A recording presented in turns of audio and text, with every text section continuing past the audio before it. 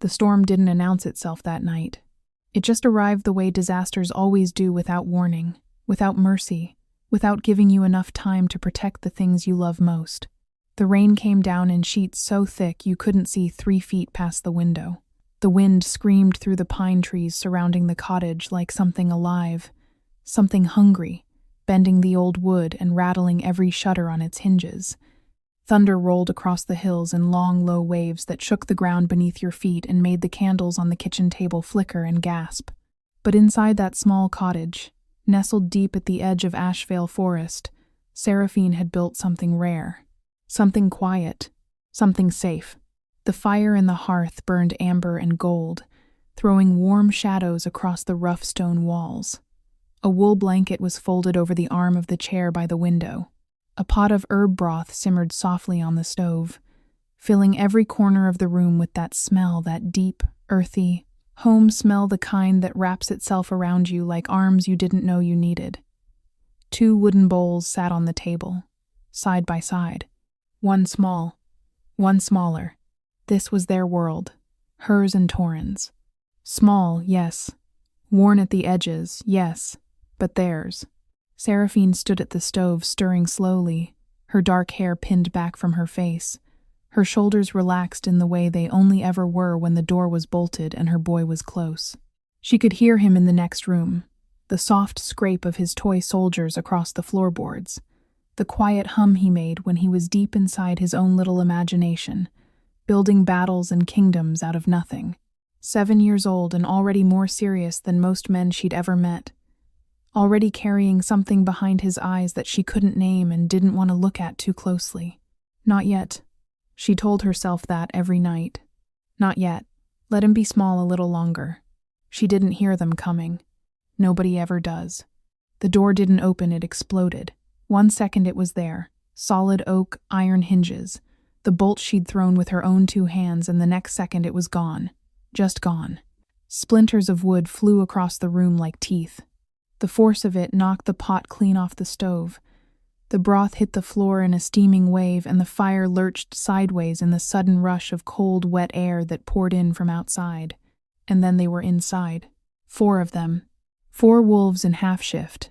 Their bodies wrong in the way that animal bodies forced into human shapes are always wrong, too wide in the shoulder, too dense in the chest, the jaw just slightly too long, the eyes burning that flat, terrible amber that had nothing human left in it. They moved the way predators move in the wild, not fast, not frantic, but steady, deliberate.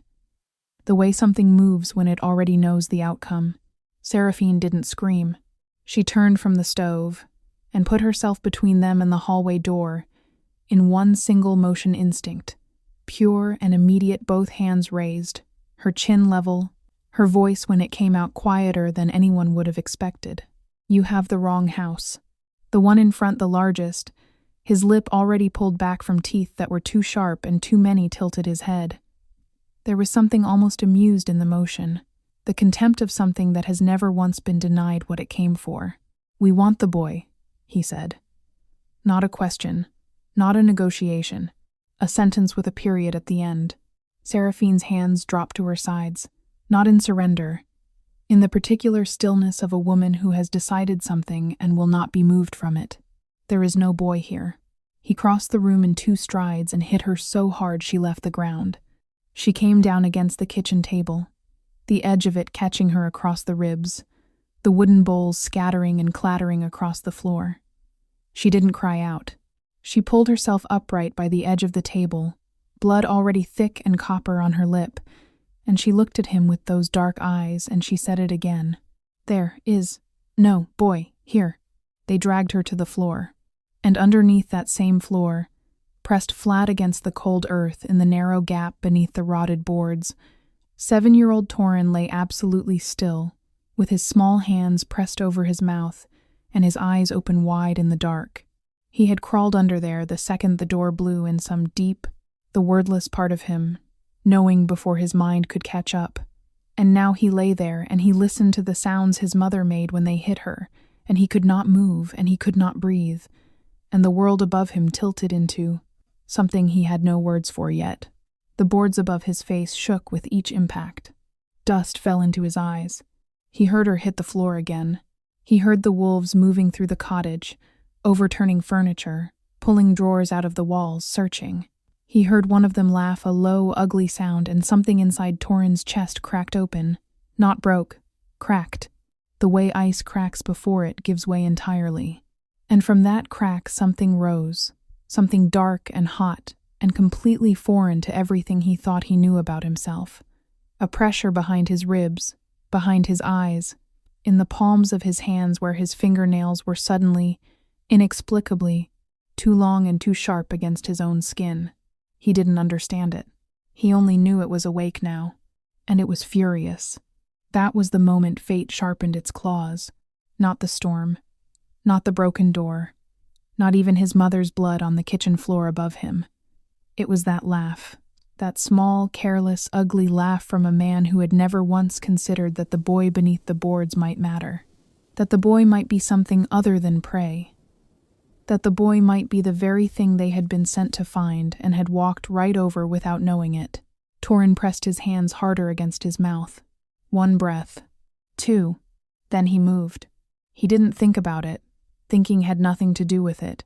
His body made the decision before his mind could intervene, rolling sideways, pushing through the loose board at the far end, coming up out of the earth on the outer wall of the cottage, where the rain hit him like a wall of ice and the wind tried to take him off his feet. He ran barefooted across the wet ground, into the dark, into the trees, into the storm, the forest swallowing him whole in seconds.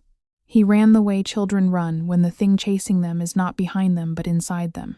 He ran until his lungs were fire and his feet were bleeding and the trees were so dense around him he couldn't see the sky. And then he ran straight into something that stopped him like a stone wall. Hands closed around his arms, one motion, certain and firm, and Torin looked up from the ground, chest heaving, rain streaming down his face, and he saw him.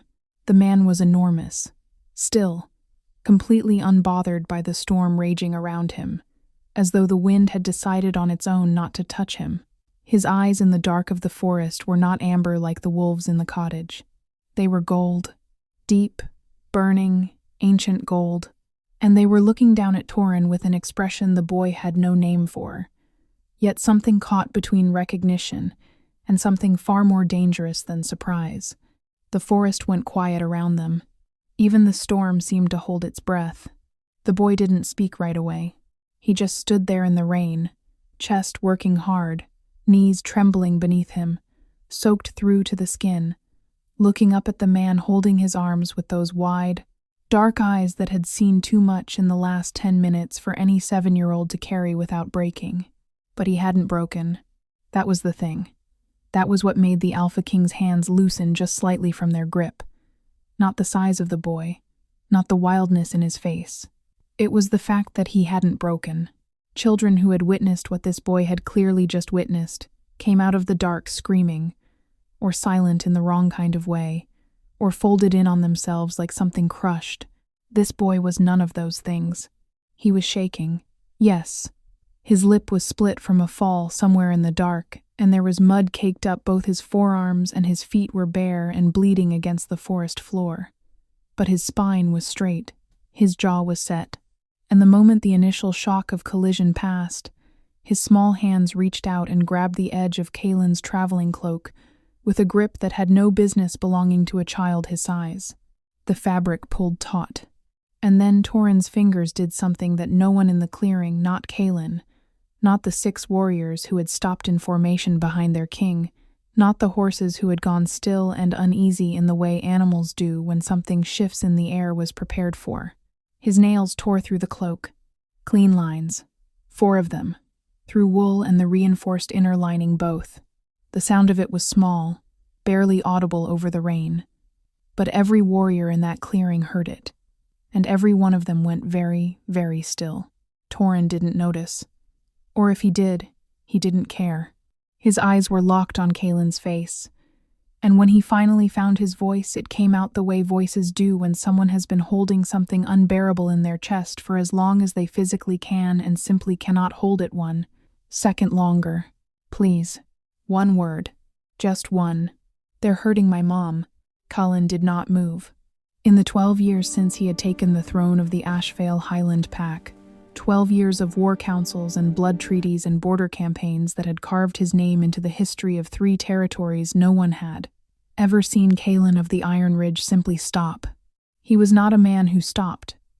He was not a man who hesitated or reconsidered, or stood in the rain in the middle of a forest holding a child's torn cloak and forgot, for one suspended moment, exactly what he had been doing before the world interrupted him. But he stopped now, because the scent hit him. Not the boys. Well, the boys, yes, and that alone was enough to send something cold and electric down the length of his spine, because the boy smelled like shadow wolf blood. Old blood. The kind that didn't surface in living people anymore. The kind that belonged to a lineage that had been hunted to the edge of extinction 2 decades before this child was ever born. That alone should have been the thing that held him rooted to the spot.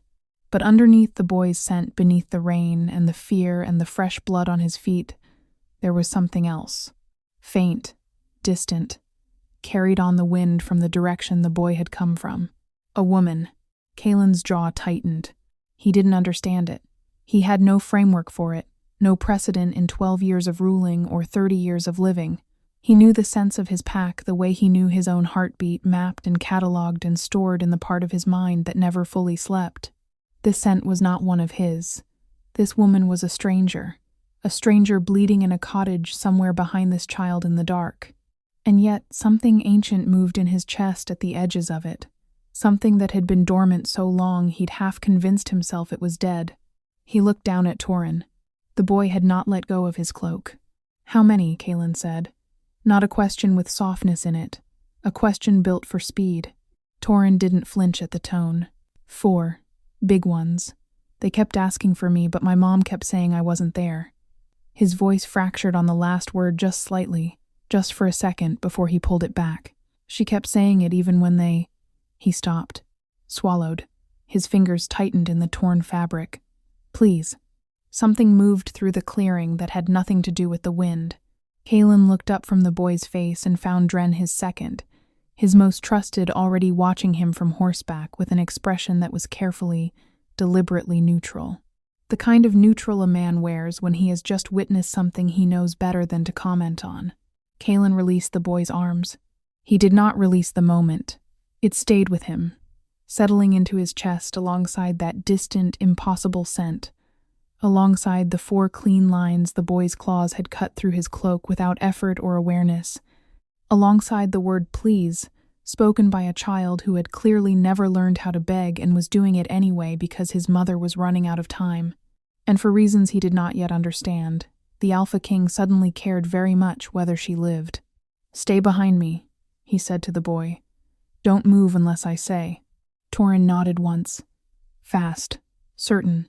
He believed him, completely and immediately, the way children believe things when their instincts override everything they've been taught about strangers and caution and the danger of trusting men who materialize in storms. Something in the boy recognized something in the man and made its decision in under a second. Callan turned to his warriors. He didn't need to say anything. 6 years of riding together had made words largely unnecessary in moments like this. Dren was already moving, pulling his horse left to flank. The others spread wide and silent into the tree line, dissolving into the dark the way men do when they have trained their whole lives to become part of a forest. And then the forest gave them up, because the attackers had followed the boy's trail.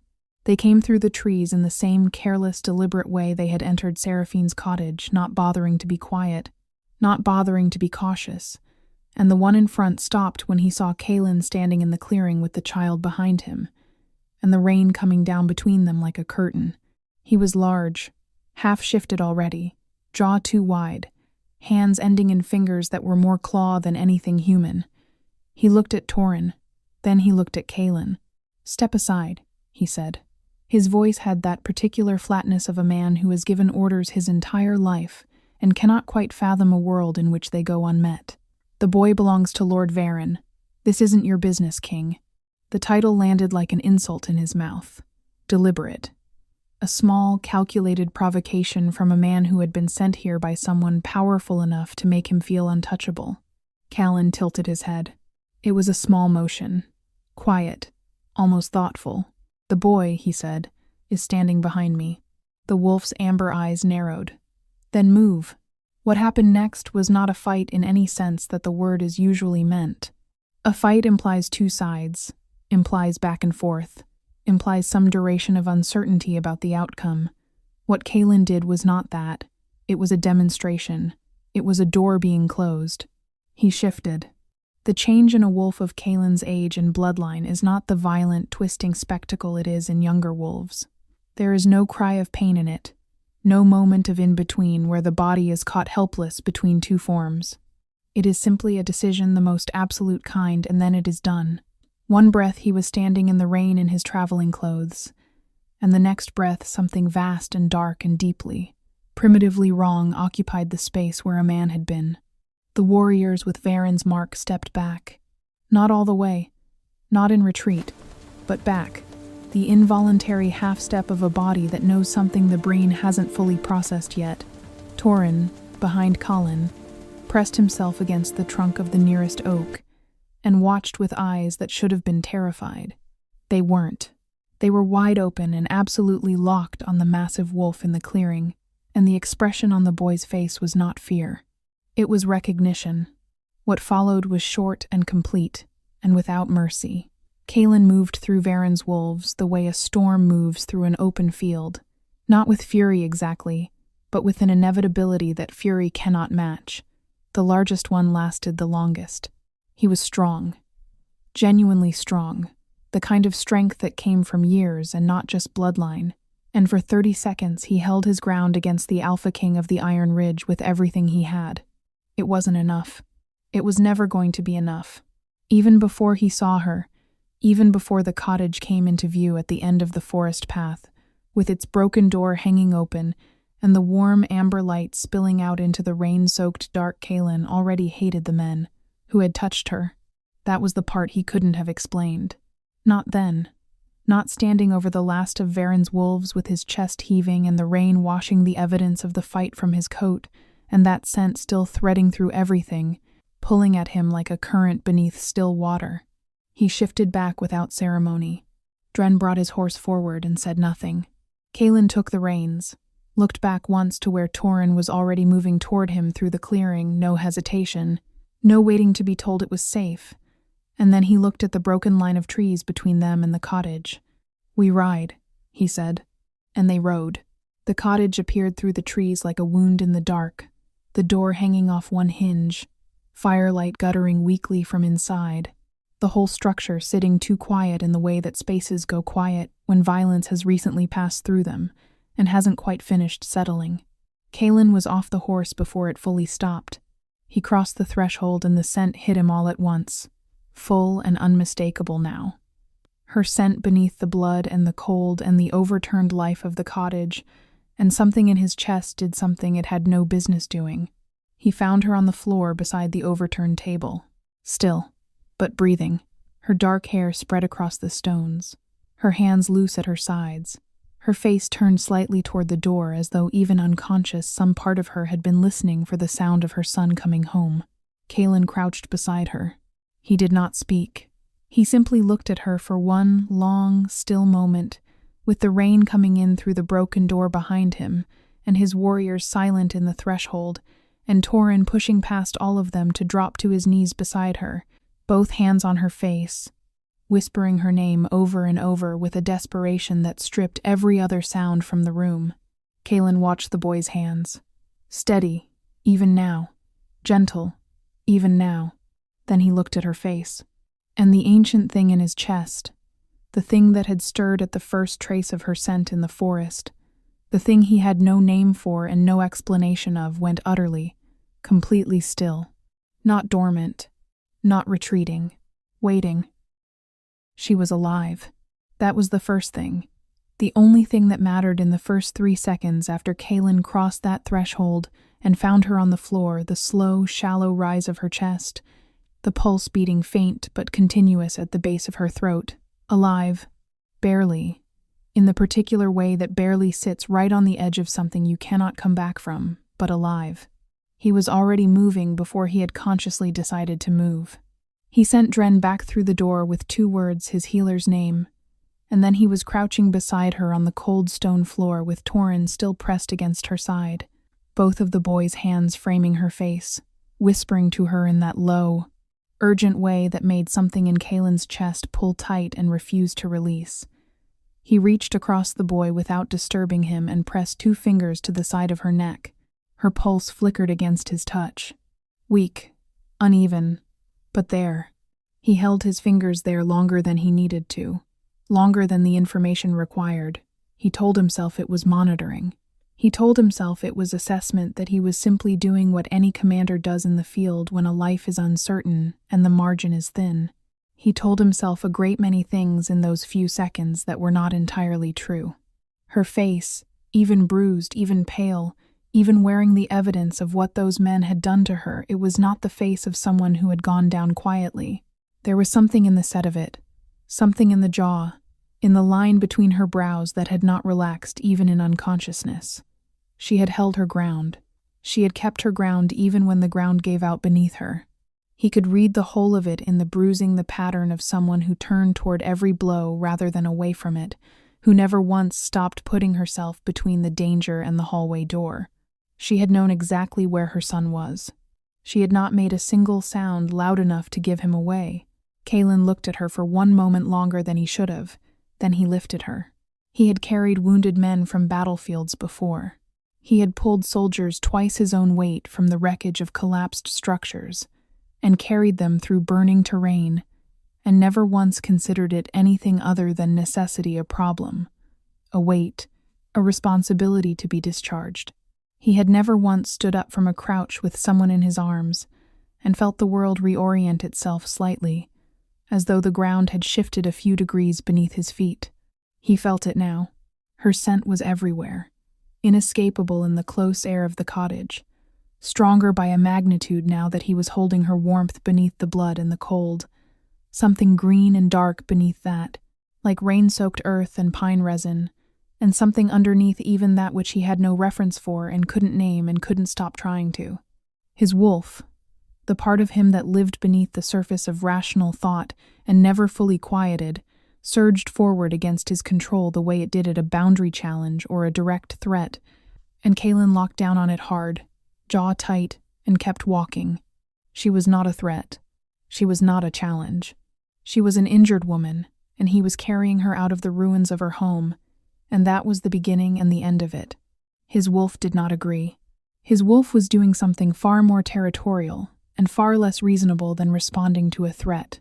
It was cataloging her, filing away the exact weight and temperature of her, noting, with a precision that Kaylin found deeply inconvenient, the exact way her head had fallen against his shoulder, and the exact way her breathing had changed barely, fractionally the moment he lifted her, as though some animal part of her recognized the arms she was in and decided, without consulting the conscious mind, to rest. He kept his eyes forward and kept walking. Torin matched his pace step for step, one small hand wrapped around the edge of Kaylin's sleeve, not pulling, not demanding, just present, making sure she stayed in his sight. Behind them, Dren fell into stride beside Rael, the youngest of the company, who had the particular quality common to young warriors of being catastrophically poor at keeping his observations to himself.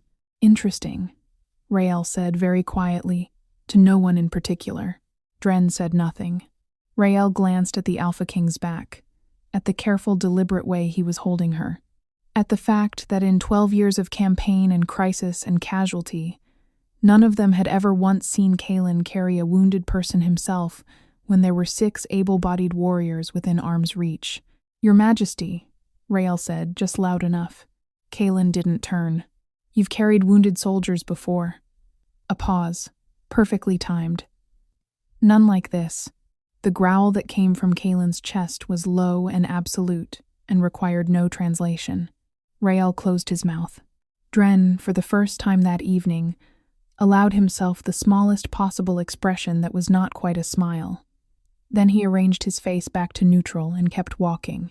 They brought her out into the rain-washed night, and Kaylin settled her across his horse, mounting behind her in one motion, his arm coming around her to hold her against him. He checked her pulse again. Still there, steadying, fractionally, as the cold air hit her face. He kept 2 fingers resting at the curve of her neck for the first mile of the ride, feeling each beat against his skin like a small, insistent argument against everything that was trying to go wrong with her body. His warriors flanked them without being asked. No one spoke. Torin rode in front of Dren with his spine straight and his eyes fixed on his mother's face across the narrow distance between the horses, watching her breathe, watching her live, counting each rise of her chest the way Kaelin was counting her pulse, 2 different kinds of vigil running in parallel through the dark. Somewhere in the 2nd mile, the rain began to ease. And somewhere in that same mile, in the particular silence that settles over a forest after violence has moved through it, and not yet been replaced by anything else, Kaelin allowed himself one thought he immediately tried to take back. Something about this woman felt like home.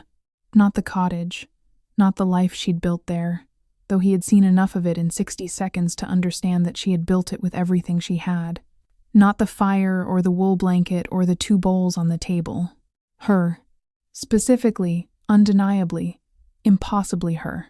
He locked the thought down hard and looked at the road ahead and said nothing, and kept his fingers on her pulse and told himself it was the shadow wolf blood in the boy that was making his instincts behave strangely. Told himself proximity and adrenaline and the particular intensity of crisis could manufacture false signals in any wolf system. Told himself all the reasonable things. Her pulse beat steadily against his hand, and the ancient thing in his chest kept waiting. She came back to consciousness the way people do when the body has been to the very edge of what it can endure, and has chosen, stubbornly, to return. Not all at once. In pieces. Sound first hooves on wet ground, the creak of leather, the breathing of horses, wind moving through high branches somewhere above. Then cold, the specific cold of open air after a long time in an enclosed space, damp against her face and her hands. Then motion, a swaying, rhythmic motion that should have been disorienting and wasn't, because there was something holding her that made the swaying irrelevant. Something solid and warm at her back. An arm across her that wasn't restraining her so much as simply ensuring she didn't fall. A chest against her shoulder blade that was breathing slow, and even in a way that her own body seemed, without her permission, to be trying to match. Then everything. Memory returned like a door thrown open in a gale, the wolves, the cottage floor, the sound of Torin's name in her throat that she had not let out. And Seraphine's eyes opened, and her hand came up and grabbed the arm across her in a grip that had more strength in it than anyone would have expected from a person. Woman who had been unconscious for the better part of an hour. She tried to sit up straight. The world tilted. The arm tightened not hard, just enough, and a voice came from directly behind her. Low and measured and carrying that particular quality of a voice that has never once had to raise itself to be obeyed. Easy. She did not find the word reassuring in the way it was probably intended. She turned her head and found him, and found that up close, in the thin gray light of a sky that was just beginning to give up on the storm, the Alpha King was considerably more than she had processed in the forest clearing through a child's terrified description. He was looking at the road ahead, not at her. Deliberately not at her, she thought, in the way someone deliberately doesn't look at a thing they are already very aware of. His jaw was set. His profile in the dim light was all hard angles and old authority, the face of someone who had been making impossible decisions for a very long time, and had stopped flinching at them. The arm across her had not loosened. "My son," she said. Her voice came out rougher than she intended, stripped raw from the inside.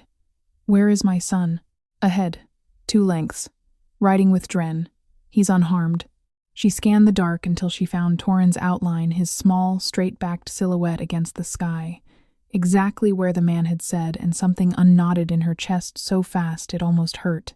She watched him for a long moment, confirming it with her own eyes because she needed to, because that was the only currency that had any value right now. Then she turned back to the road and sat as straight as the ache in her ribs would allow, which was not entirely straight, and said nothing. He noticed. Of course he noticed. 2 ribs, he said, still looking ahead. Cracked, not broken. The healer will confirm when we arrive. Where are we going? Thornhaven, my stronghold. It is 3 miles east. She absorbed this. I didn't ask to go to your stronghold. No, he agreed. You were unconscious. She had no immediate answer to that. The logic of it was infuriating and airtight, and she was too exhausted and too sore to dismantle it right now. So she filed it away and breathed through the ache in her side and looked at the road. He kept watching the path ahead. Except he wasn't. Entirely. She caught it the way his gaze moved at the periphery, the way it returned to her at intervals that he was clearly attempting to keep unnoticeable. Every time she shifted even fractionally, his attention sharpened. Every time the horse moved beneath them and her weight redistributed, the arm at her middle adjusted small, precise corrections, so automatic they didn't seem to require thought. He had been watching her since she woke up, possibly before. A wave of dizziness moved through her without warning, the kind that comes from blood loss rather than fear, and she felt herself sway despite every effort not to. His hand was at her shoulder before she'd processed the movement, steadying her with a grip that was firm without being rough, and the contact ran through her like a current along nerve endings that had no business responding to anything right now. She found her balance. Neither of them moved their hands immediately. It lasted only a moment, 2 seconds, perhaps 3 before she straightened fully, and he let his hand drop, and they both looked at the road with the careful, deliberate focus of people attending very seriously to something that did not require quite that much attention. "Thank you," she said. Quiet, without looking at him. He said nothing, but the arm across her, she noticed, stayed exactly where it was for the rest of the ride. The healer's name was Marin, and she had the particular efficiency of a woman who had spent 40 years fixing the consequences of decisions men made quickly and regretted slowly. She worked on Seraphine in silence while Kalen stood at the far wall of the chamber with his arms crossed and his eyes on the window, and Torin sat in the chair beside the bed with his hands in his lap, and his jaw set at an angle that was so precisely his mother's expression on a smaller face, that Dren, observing from the doorway, looked away before it did something to him. Marin bound the ribs, cleaned the cuts, assessed the bruising with the calm, unsentimental thoroughness of someone for whom the human body's capacity for damage had long since stopped being surprising. She spoke to Seraphine directly and only, the way good healers do, not to the room, not to the Alpha King at the wall, not to the assembled rank and history of Thornhaven standing around the edges, to the woman in the bed who had sustained the injury and whose opinion about her own body was the most relevant one in the room. When she finished, she straightened, looked at Kalen once. Then she said it. The boy. The room shifted. Not physically. In the way rooms shift when a sentence lands that changes the shape of everything that follows it. Marin moved to Torin, crouched to his level, and with a gentleness that was the other side of her efficiency, she took his hands in hers and turned them palm up. The marks were faint, fine lines along the inner fingers where the nails had changed and changed back, barely visible unless you knew what you were looking at. But Marin knew. "Shadow Wolf," she said. Not loudly. The word didn't need volume. It had its own weight, its own gravity, its own history written into every line of it. The boy carries Shadow Wolf blood. Full heir lineage, if I'm reading this correctly. She looked up at Kalen. The last registered carrier of this line died 22 years ago. Seraphine was sitting up in the bed. Her face had gone very still. "His father," Kalen said. Not a question. His eyes had moved from the window to Seraphine and hadn't moved since Marin started speaking. There was something working in his expression that he was keeping carefully below the surface recognition, moving through it like a current beneath ice. Seraphine said nothing. "His father's name?" Kalen said. Quiet, direct. She looked at him for a long moment across the room, and in that look was the particular calculation of a woman deciding how much truth to spend and on whom. She had been spending her truth carefully for 7 years. She did not give it freely. Not to Alpha Kings, not to stronghold walls, not to men who carried her out of burning situations she hadn't asked to be in. "Corin," she said. The word landed in the room like a stone into still water. Kalen went absolutely motionless. Dren, in the doorway, straightened. It was Marin who said what the room was already understanding. "Corin of the Ashvale line." Her voice was careful. Exact. Your cousin, Your Majesty. Seraphine's eyes didn't leave Kaelin's face. She watched him take it, watched the information move through him, the connection assembling itself in real time, the implications of it radiating outward in every direction, and she braced for what she had seen before, in other powerful men, when they learned what Torin was and who he came from. The calculation. The immediate pivot to leverage and bloodline politics and what a Shadow Wolf heir means to a man who holds a throne. She watched his face, and she did not see what she expected. What she saw was grief. Not performed grief, not the formal variety deployed in throne rooms as a courtesy real grief, briefly and honestly there before he could decide not to show it. A man who had just been handed news about someone he had lost, filtered through the face of the child that person had left behind. Corin was never weak, Kaelin said, for loving you. The sentence was quiet, direct, aimed at no one in the room but her. Seraphine's hands, folded in her lap beneath the blanket, went still. It was the last thing she had expected from him. She had prepared for interrogation, for demand, for the particular condescension of power reasserting itself over the circumstances of a dead man's private life. She had not prepared for those specific words, delivered in that specific tone, by a man who had every reason to be thinking about inheritance and bloodlines, and the political weight of what was lying in a chair beside her bed. She had not prepared to believe him, either, but she did. She believed him the way you believe something said, without performance behind it, without agenda visible in it, without the slight forward lean of someone making an investment. He had said it because it was true, and because it needed saying and for no other reason. She looked at her son. Torin was looking at Kaelin with those quiet old eyes of his, and Kaelin was looking back, and something was passing between them that Seraphine had no full language for recognition of, a kind that skipped the normal steps, that arrived already assembled, rather than built piece by piece. She looked back at Kaelin. The wall she had been holding between herself and this man, the one she had been rebuilding with every interaction since she woke up on his horse, the one constructed from 7 years of keeping herself and her son safely small and safely invisible and safely unknown developed. In the space of 4 words, its first crack. She did not repair it immediately. For the first time in a very long time, she let the crack sit. 3 days passed before Seraphine could walk without bracing herself against the wall. Marin had said rest. Had said it with the particular firmness of a woman who understood that her patients heard the word and then quietly did whatever they had already decided to do regardless. And so she had added a look to the word, the kind of look that required no translation, and Seraphine had, genuinely, tried. She had lasted until the 2nd morning. It wasn't restlessness exactly. It was the particular unease of a woman who had spent 7 years as the sole axis around which her son's world turned, suddenly displaced from that position by circumstances she hadn't chosen and couldn't fully map. Torin was fed. Torin was clean. Torin was, by every visible measurement, entirely unbothered by the fact that they were living inside the stronghold of an alpha king he had met 4 days ago in a storm. That was perhaps the most unsettling part.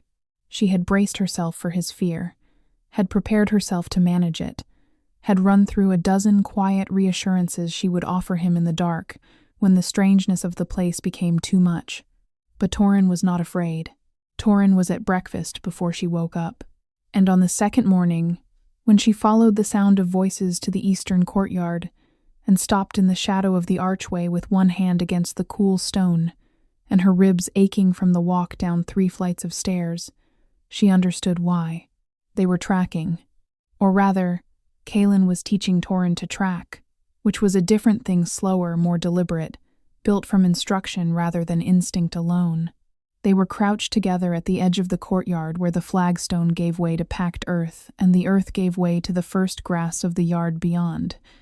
And Kaelin had his forearm resting on his knee and was pointing at something in the ground with an economy of gesture that suggested he was not a man who used 2 words where one would serve. Torin was staring at the ground with the particular intensity he brought to anything he decided was worth his full attention. Brow furrowed, lower lip pressed forward slightly. His small fingers hovered over the impression in the earth, barely visible. even from where Seraphine stood, and then he looked up at Kaylin and said something she couldn't quite hear. Kaylin responded, brief, direct. Then he moved his own hand over the track, demonstrating the angle of reading it, the width of the stride calculation, the way the depth at the toe told you something different than the depth at the heel. Torin watched. Then he did it himself. Kaylin watched him work through it without intervening, without correcting in advance of error, without the particular impatience of a man who knows the answer and is waiting with diminishing tolerance for someone else to arrive at it. He simply watched, and when Torin's reading was correct, he said so with a single word. And when Torin's reading was slightly off, he didn't say it was wrong. He asked a question that made Torin look again and find the error himself. Seraphine had been watching from the archway for 10 minutes before she recognized what was surprising her. It wasn't the teaching. It wasn't even the patience, though the patience was considerable and genuine and not the performed variety that powerful men sometimes deployed with children the way they deployed charm as a tool, situational and selective. It was the way Kaylin was sitting, the way his whole body had settled into the space beside her son without armor in it, the set of his shoulders, the angle of his attention, the way he was simply there, not managing the interaction, not directing it toward some predetermined outcome, just present with a 7-year-old boy in the dirt at the edge of a training yard, as though there were nowhere else he was needed, and nothing else that wanted his attention, as though Torin himself was enough reason to be exactly where he was. She didn't know what to do with that. She was still working it out when Torin looked up from the earth and said it. Alpha. Not sir. Not your majesty, which Dren had tried to explain to him on the first evening with a gentle formality that Torin had listened to politely, and then apparently filed somewhere he had no plans to access. Not the careful, slightly distant address she would have expected from a child navigating the protocol of someone else's power structure. Alpha. Natural as breathing. As though the word had been waiting in him for the right person to attach itself to. Kaylin went still. It was a brief stillness, a second, perhaps 2. And then something happened in his face that Seraphine had not seen there in any of the 4 days she had been watching him navigate the considerable weight of his own authority. Something quiet moved behind his eyes. The hard line of his mouth changed. He smiled. Not the controlled expression of a man who has learned when a smile is politically useful. Not the reflexive social version. A real one, small, almost private. The kind that doesn't know it's happening until it already has. He looked at Torin. Again, he said. Farther this time.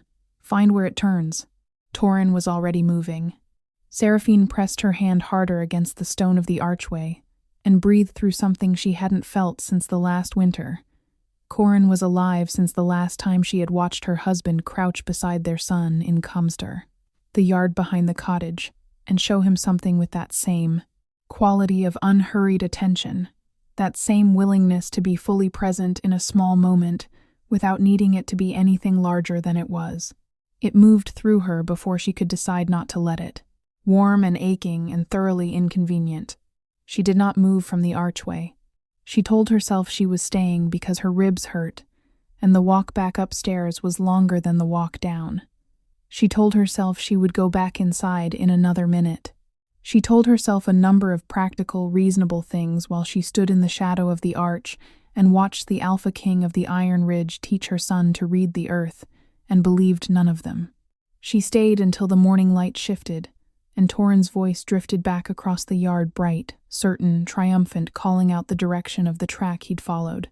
And Kaylin looked up toward the archway, not searching the yard, not scanning the perimeter, directly at the archway, directly at her, with that gold-edged gaze that seemed to operate on different rules than ordinary sight, as though distance and shadow were variables it simply chose not to account for. She didn't move. Neither did he. For one long moment they simply looked at each other across the width of the courtyard, and then Torin called again, and Kaylin looked back at her son, and Seraphine finally pushed herself off the wall and walked back inside. She did not look at her own expression in the mirror at the top of the stairs. She was fairly certain she already knew what it would show her. It began as a pull she couldn't name.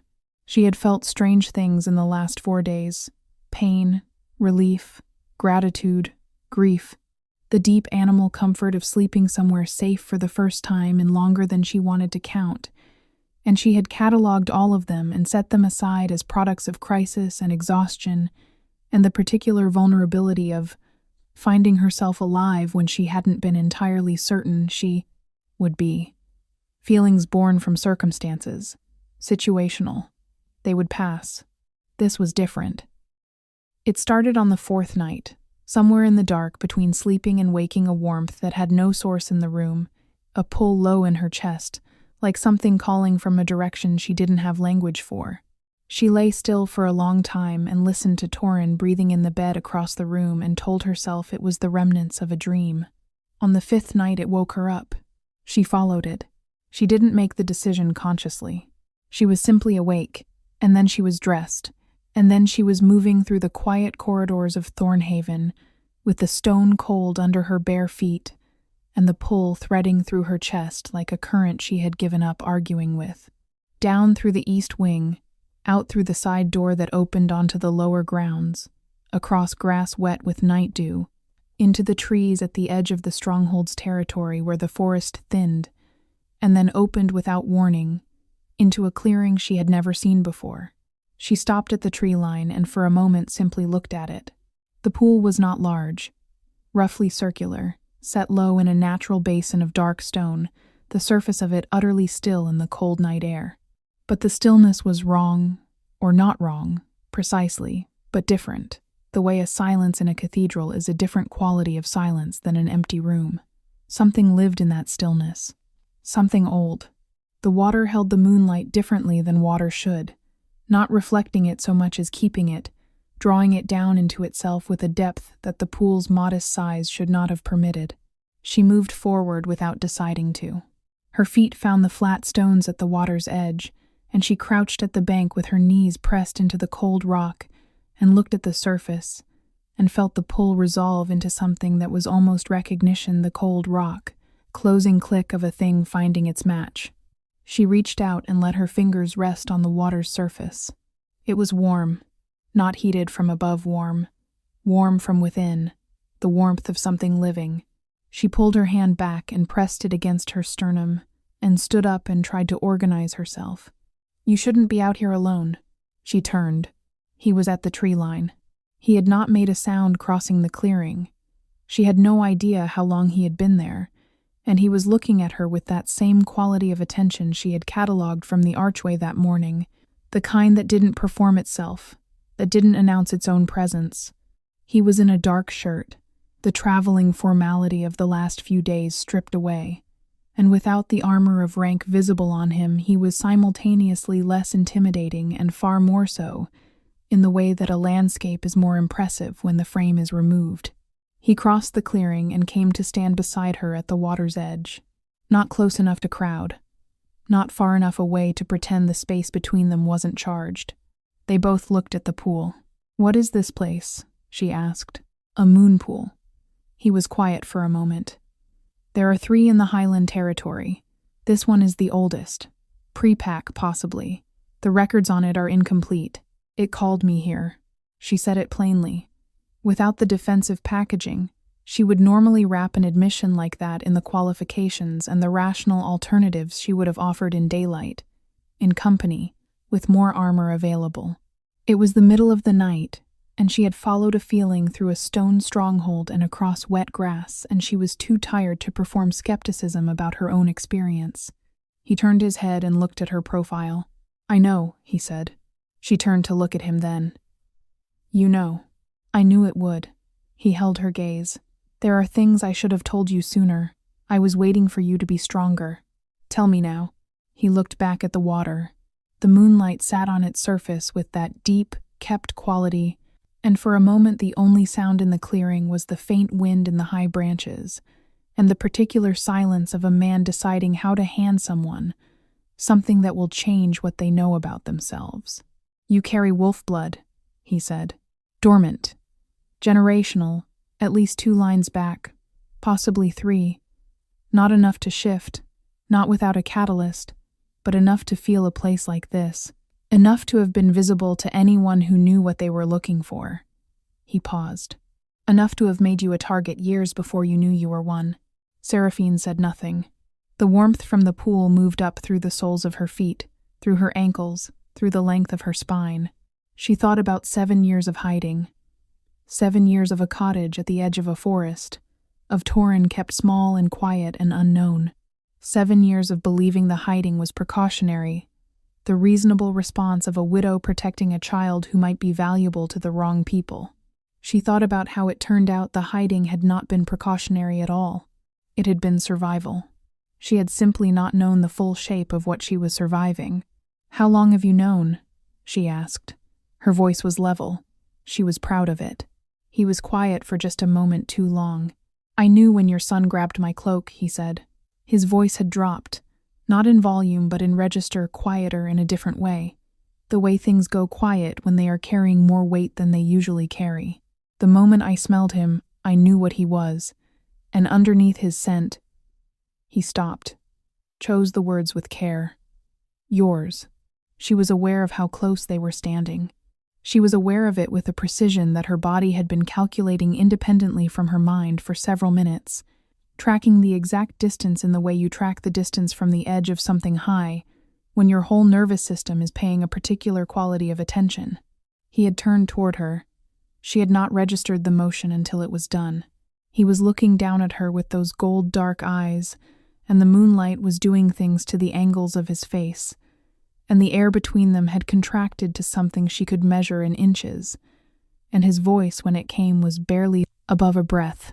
"I knew the moment your son grabbed my cloak.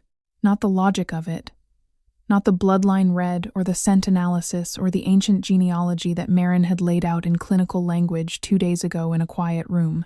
He was telling her something that had happened before any of that, before the cottage, before the ride, before the healer's diagnosis and the revealed name and the grief she had watched move through his face when he heard it. He was telling her that the knowing had been immediate, instinctive, arrived fully formed before his rational mind had a single piece of evidence to justify it. She held his gaze. Neither of them moved, and the pool breathed its warmth up through the stone beneath them, and the moon held its position above the clearing, with a patience that suggested it had seen this particular moment play out before, in this particular place, and had no intention of interrupting it. Her heart was doing something loud and inadvisable in her chest. She did not step back. It happened before dawn. No warning, no gradual build. One moment Torin was sleeping, and the next moment he was not, and the sound he made when it started was the sound that brought Seraphine out of sleep and across the room before she was fully conscious of being awake, moving on pure maternal instinct, the kind that doesn't wait for the mind to catch up. She found him on the floor beside his bed. He had fallen getting up, or the first wave of it had taken his legs. She couldn't tell which. He was on his hands and knees on the stone with his head down and his small shoulders working hard, and the sound coming from him was wrong in the particular way that a child's pain is always wrong, always pitched at a frequency that bypasses every rational response and goes straight to the part of you that would burn the world down to make it stop.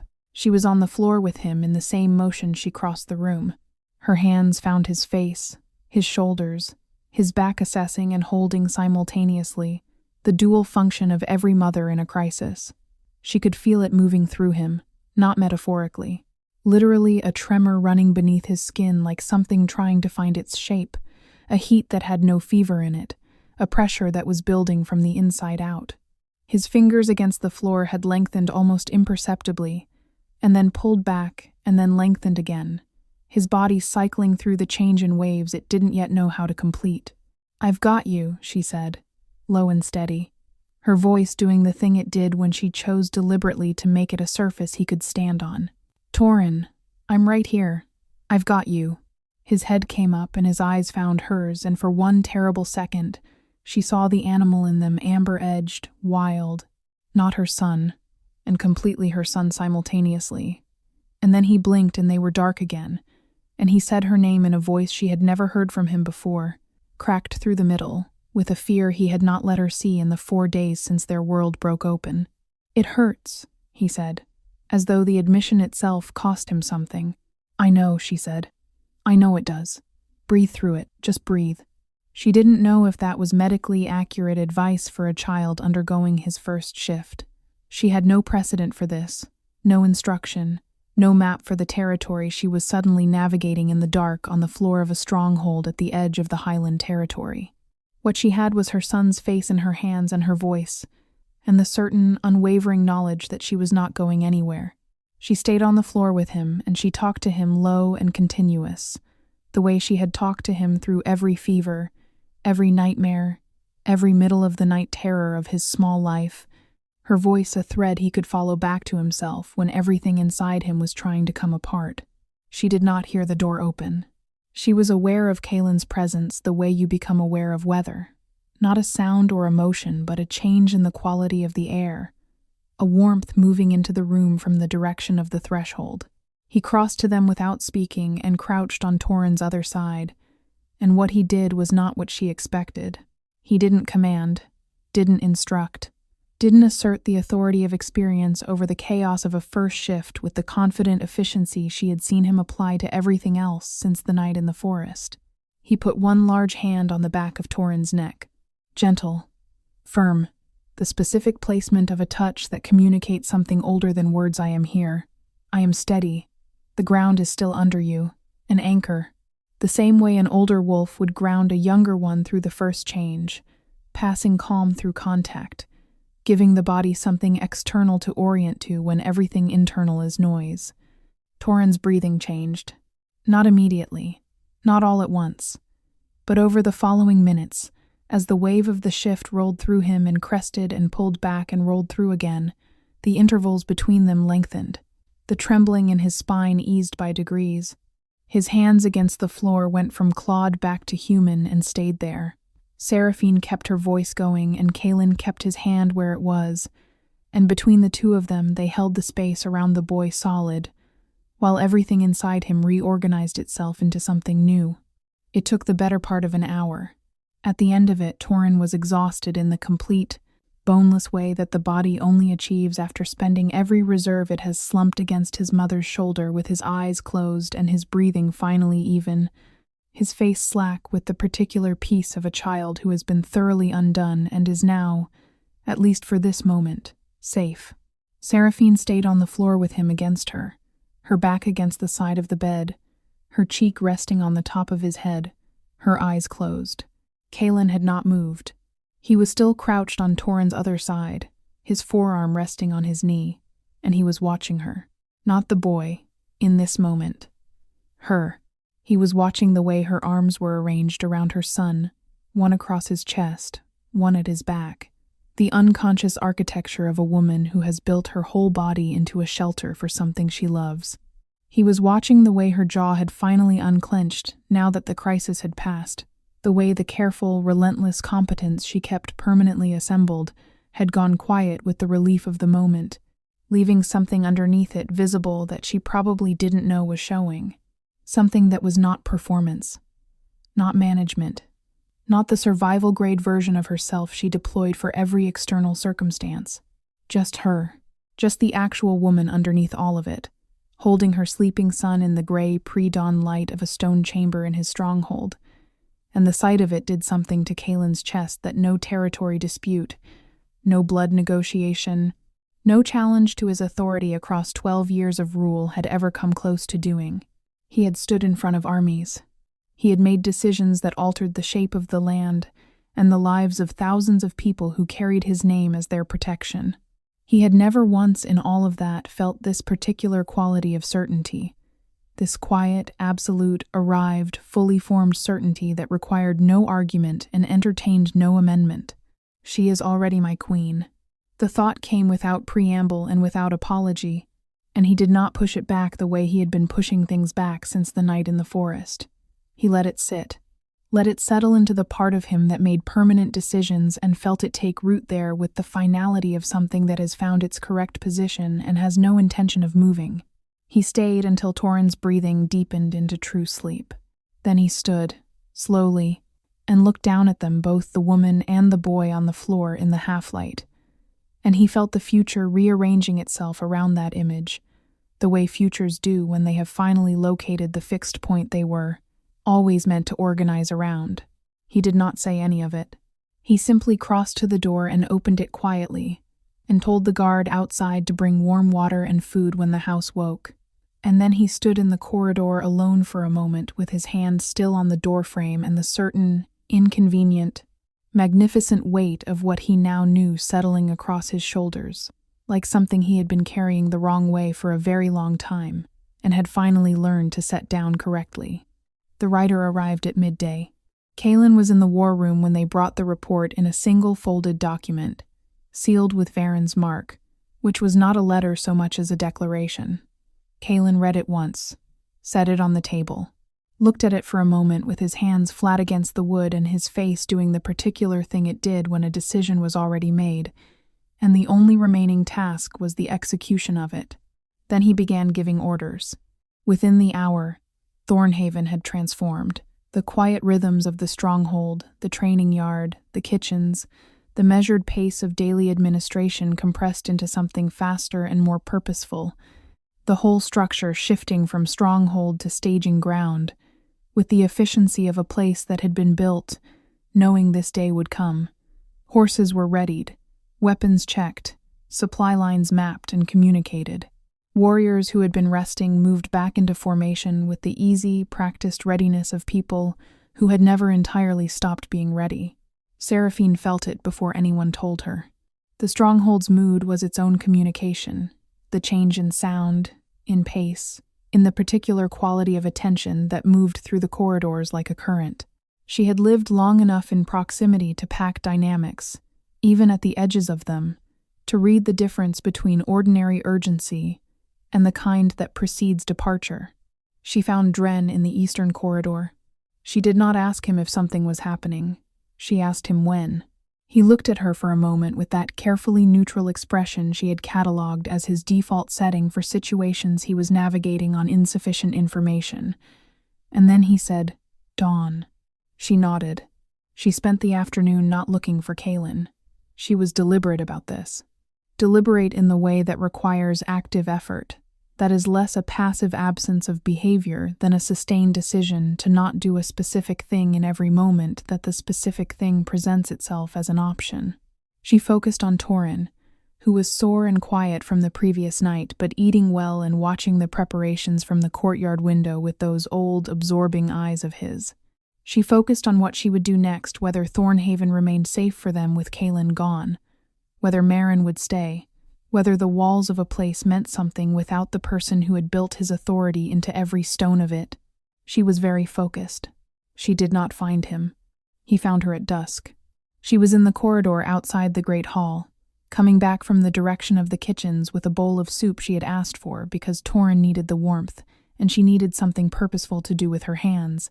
And Kaelin came around the corner from the direction of the war room, and they stopped 3 feet apart in the narrow stone corridor, with the wall torches burning low on either side, and the sounds of a stronghold preparing for war muffled, behind closed doors. He looked at her. She looked at him.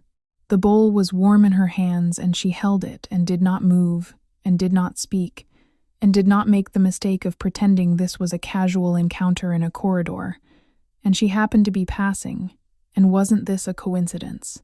They were past that. They had been past that since the moon pool. "You should have told me sooner," she said.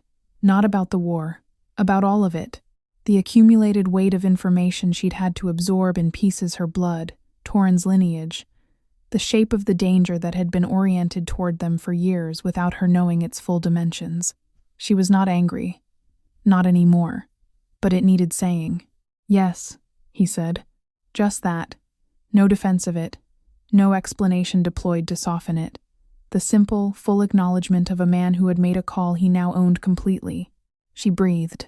"How long will you be gone?" "I don't know." He moved slightly, just slightly, and the corridor was narrow enough that the movement brought him close in a way that the open spaces of the courtyard and the clearing never had. Close enough that she had to choose whether to look up at him or look at some neutral point in the space between them, and she looked up because she had not yet found a version of herself willing to be a coward in front of him.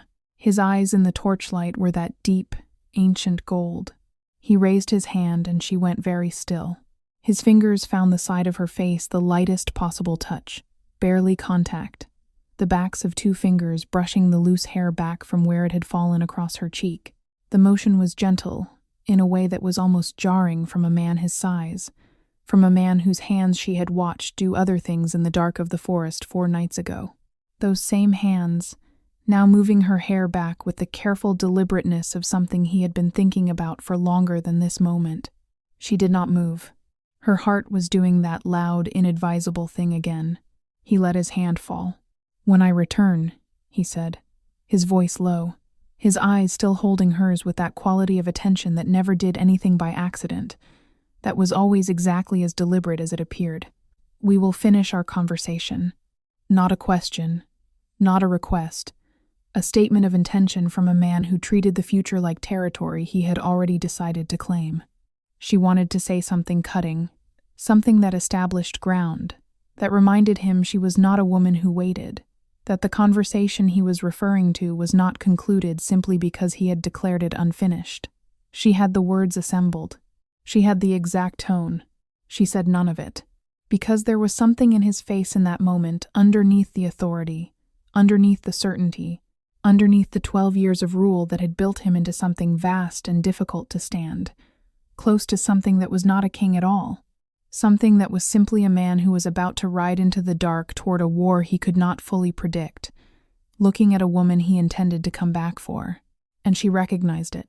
She had seen it once before, in a different face, in a different corridor, on a different morning that she had not known was the last one. The bowl of soup was warm in her hands. She held his gaze. "Then come back," she said. Quiet, direct, not a plea, not a permission. A requirement delivered in the voice of a woman who had already lost one man to a world that moved without her consent and had decided, without quite realizing she had decided it, that she was not prepared to lose another. Something moved through his face at the words. He held the moment for one breath longer. Then he stepped back, and the corridor reasserted its dimensions, and he was looking at her with the full, gold-edged weight of that gaze for one final second before he turned and walked away toward the war room, his shoulders straight, his pace measured, carrying the conversation with him the way he had carried her out of the cottage carefully, with both hands, intending to set it down somewhere safe. Seraphine stood in the corridor until his footsteps faded. Then she looked down at the bowl in her hands. Her fingers were shaking slightly, not from fear, from the particular, terrifying recognition of a woman who has just caught herself caring about something she cannot protect, holding it anyway, having made her peace with the danger of it in the space of 3 words. She straightened, breathed, and walked back to her son. They came before the sky had decided what color it wanted to be. That gray hour between night and dawn, the hour with no name, the hour that belongs to neither, and Varen had chosen it deliberately, with the tactical intelligence of a man who understood that the most effective attacks are the ones that arrive before the body has finished convincing itself the day is real. Before the watch rotation was fully complete, before the stronghold had fully shaken off sleep and assembled itself into readiness, the first explosion took the north wall. Not a breach, an erasure. A section of stone that had stood for 200 years simply ceased to exist in a single concussive moment that knocked Seraphine from her bed and brought the ceiling dust down in a white curtain across the room and sent Torin rolling, off his mattress with his hands already up and his eyes, already open in the particular way they opened now. Not the slow surface gathering of a child waking, but the immediate, complete alertness of something that had been dormant and was not dormant anymore. She crossed to him, floor cold and shaking beneath her feet. Outside, the sounds were layered and escalating steel. Wolves, voices stripped raw with urgency, the deep percussion of things colliding that were built to withstand each other and were not withstanding each other. "Stay behind me," she said. Torin said nothing. He was already beside her, one hand in hers, and they moved to the door together. The corridor outside was chaos, in the specific sense that chaos has in a fortified place under attack, purposeful in parts, fractured in others, the training of Kaelin's warriors visible in the sections that held formation, and invisible in the sections where the breach had been unexpected, and the response was improvised. She could hear Dren somewhere below, his voice cutting through the noise like something forged specifically to be heard in this exact kind of emergency. She could smell smoke from the direction of the northern courtyard, and beneath the smoke the particular iron-heavy scent of a fight that had already drawn blood. She was moving toward the sound of Dren's voice when she heard Torin. Not a word. A sound sharp and involuntary and immediately cut off, the kind a child makes when they are trying not to make any sound at all, but something overrides the attempt. She spun. 3 of them. Coming up the secondary staircase at the east end of the corridor, wolves she had not seen among Varen's men before, larger, moving differently, with the deliberate targeted focus of soldiers given a specific objective rather than a general order. They were not attacking the stronghold. They were looking for something in the stronghold. They were looking at Torin. She put herself between them and her son so fast she felt the movement in her healing ribs and did not care.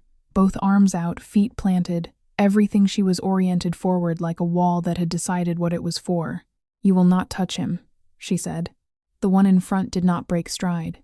What happened next happened in a sequence her mind would replay in fragments for a long time afterward, never quite assembling into a clean, linear account, because what happened did not feel like something she did so much as something that was done through her, by a force that had been waiting with extraordinary patience for exactly this provocation, and had now run out of patience entirely. He reached for Torin. His hand crossed the space between them, and the world went white. Not her vision. Not a metaphor for shock or fear. Light actual, physical, blinding light erupted from her palms with a force that threw her backward a step and threw the wolf backward 6 feet and cracked the stones of the corridor wall where he landed. She was staring at her own hands. Her hands that were shaking and luminous and radiating something she had no word for. Warmth, pressure, an energy that was not fire and not electricity but felt like the purest possible distillation of the word no, given physical form and released at full volume. The wolves at the end of the corridor had stopped. The one who had reached for Torin was on the floor. Alive, she could see him breathing, but down, and staying down, with the particular, careful stillness of a body that has received a very clear message about what happens when it moves again. Seraphine looked at her hands. She looked at Torin. He was looking at her with those wide, absorbing eyes, and his expression was not terror. It was the same expression he had worn in the forest clearing when Kaelin shifted. The recognition, the deep, wordless, absolutely certain recognition of something he had always known was coming and had simply been waiting to see. "Mom," he said softly. "I know," she said. She did not know. She knew nothing about what had just come out of her hands or where it had come from or what it meant for every assumption she had ever held about herself. But she would figure that out later. Right now there were 2 more wolves between her and the staircase, and the sounds below were getting worse. She took Torin's hand. She did not run from the wolves. She walked toward them. There was something in her bearing in that moment, something assembled from 7 years of holding herself between her son and everything the world intended for him that made the calculation in their faces shift. They were soldiers with an objective. They were also animals with instincts. And the instincts were telling them something about the woman walking toward them with light still fading from her palms that their objective had not accounted for. They moved aside. She took the main staircase down. The great hall was a war. She moved through the edges of it with Torin's hand in hers, keeping to the walls, moving toward the courtyard door. And that was when she saw the window above the eastern arch and understood in a single moment of geometric clarity that it was the only clear path to the outer yard, where Dren's voice was still working, still organizing, still holding a line somewhere in the smoke. The drop was significant. She did not spend time thinking about the drop. She went through the window. The landing took her knees and her already damaged ribs, and she came up from it on pure momentum, and found herself in the outer yard in the middle of a fight that had not resolved Thornhaven's warriors holding the eastern gate. Varen's wolves pressing from 2 directions, the numbers not catastrophic but not comfortable, and tilting in the wrong direction with the slow, grinding patience of an enemy that had counted on the early hour to erode the defense before it could fully form. And then Varen himself stepped out of the smoke. She had never seen him before. She understood who he was immediately, the way power arranged itself around certain people, the way the fight organized itself in relation to him like water finding its level. He was not a large man, which surprised her. He had the face of someone who had spent his whole life being underestimated and had built a comprehensive philosophy around making people regret it. His eyes found her across the yard with a speed that confirmed she had already been described to him in specific detail. He raised one hand and the wolves around him stilled. "You are more interesting than the report suggested," he said. His voice was conversational, almost warm, the warmth of a man who was very comfortable and very dangerous. "I want her alive," he said to the men around him, still looking at her. "Undamaged, if possible." "I'm not a her," Seraphine said. "I'm an answer to a question you should have asked before you came here." Something flickered in his face. Amusement, and beneath the amusement, the first thin edge of something that was not quite reassessment but was moving in that direction. He lifted his hand again. They came at her from 3 sides. She stood in the center of the yard with Torin pressed behind her against the wall. She had put him there, had told him with one look to stay, and he had stayed because he trusted her completely, even when everything in him wanted to do otherwise. And she let them come and felt the thing in her hands building again. Felt it rising from somewhere below, thought, below training, below everything she knew about herself, rooted in something ancient that her blood apparently remembered even if her mind did not. She would not surrender. Not while her son was breathing behind her. Not while there was a single thing left in her that knew how to say no. The light came up through her hands like a tide, like a word spoken at full volume after years of silence, like the answer to every question that had been building since the night 4 wolves came through her door, and she put herself between them and the floorboard, and held the line until she couldn't hold it anymore. She was holding it now. She would hold it until there was nothing left to hold. The gates did not open. They came off the hinges.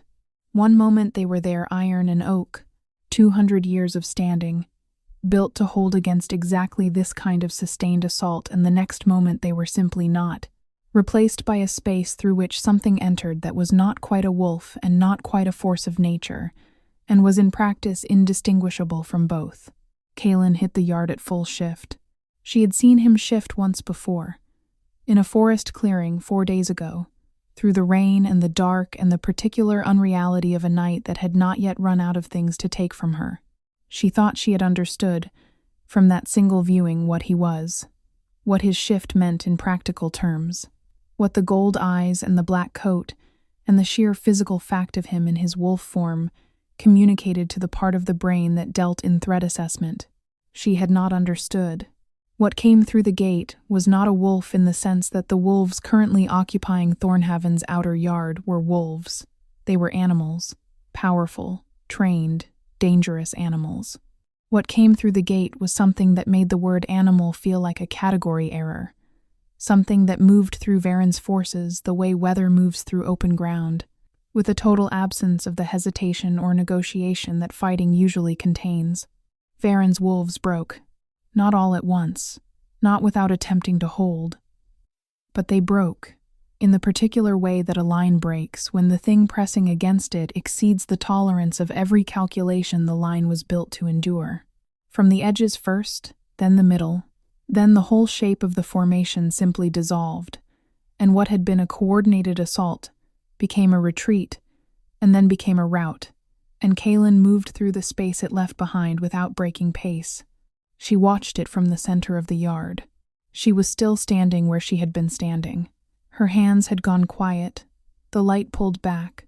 The tide receded, and the wolves who had been coming at her from 3 directions were no longer coming from any direction, because the gates had come off their hinges, and the yard had reorganized itself entirely around the new variable. And Varen himself had taken one long look at what had come through the entrance to his carefully planned assault, and made the particular calculation that keeps intelligent, dangerous men alive past the point where less intelligent, less dangerous men die. He was gone before the dust settled. She would think about that later. About what it meant that he had run rather than stood. About what it implied for what came next. Later, because Kaelin was crossing the yard. The shift had already reversed, she wasn't sure exactly when. hadn't pinpointed the moment, and he was on foot, moving through the settling chaos of the outer yard, past his warriors who were reforming and accounting and securing, past the evidence of a battle that was now definitively over, past all of it without pausing or addressing any of it, with a directness of trajectory that had one destination and was not pretending otherwise.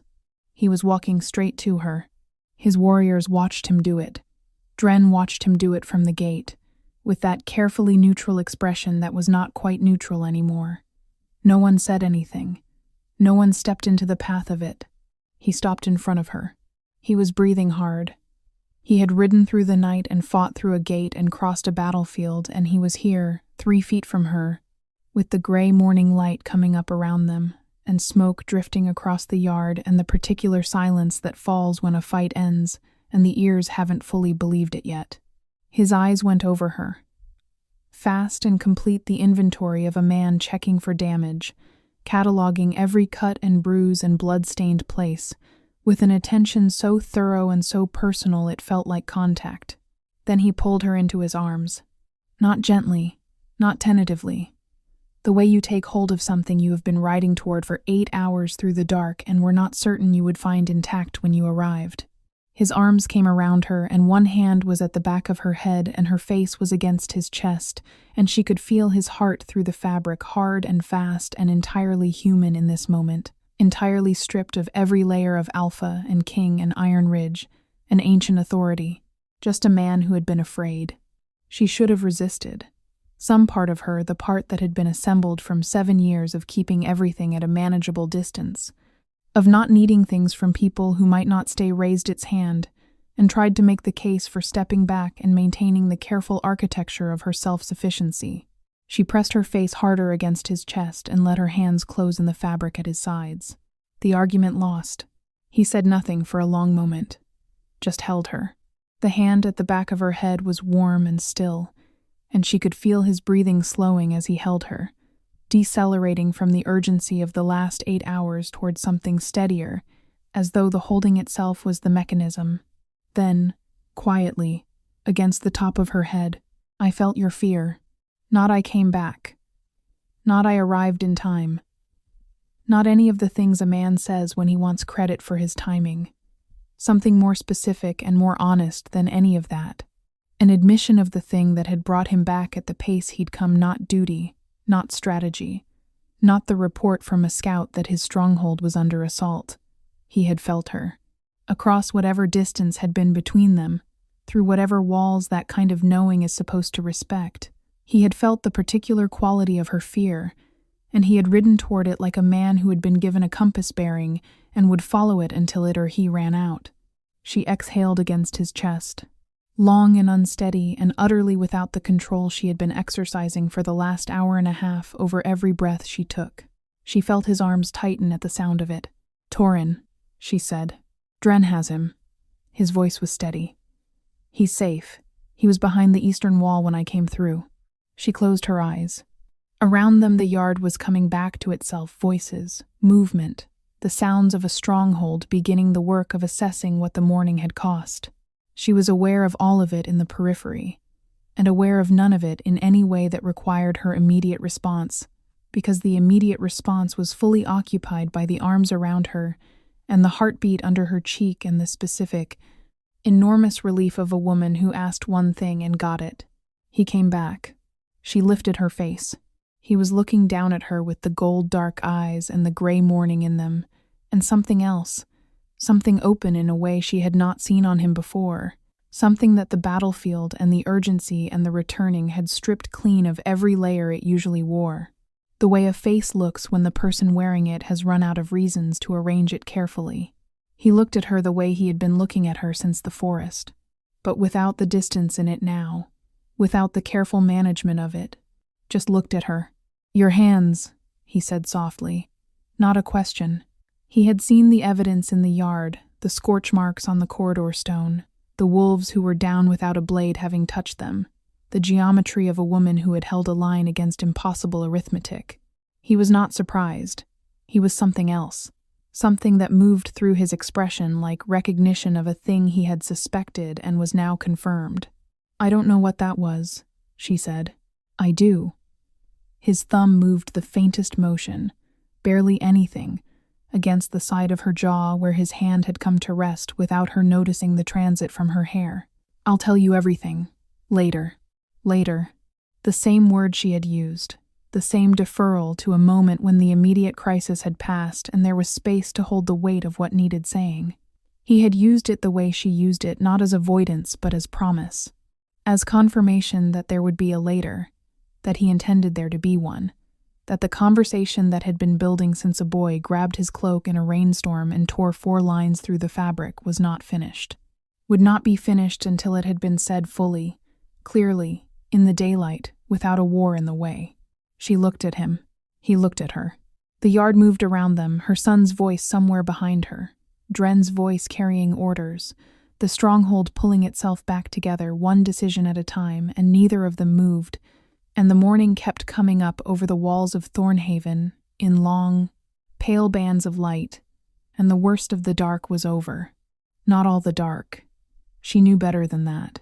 Varen was still out there. The shape of what Torin was, and what she apparently was, had dimensions they hadn't fully mapped.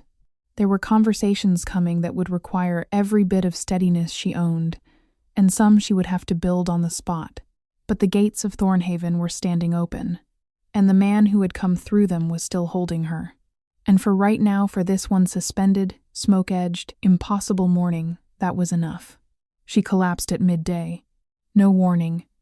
No gradual decline that might have given them time to prepare.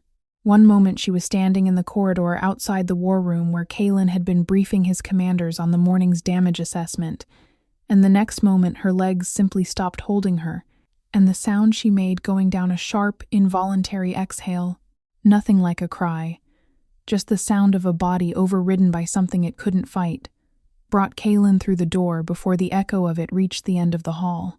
He was on the floor with her in an instant. Her skin was wrong. He knew it the moment his hands found her face, not cold, not fever-hot, but something between the two that had no healthy version of itself, a temperature that the body produces when something fundamental is failing rather than fighting. Her pulse at her throat was fast and shallow and uneven, in a way that was different from injury, different from blood loss, different from every kind of physical damage he had catalogued in 30 years of living in a body built for conflict. He knew what it was.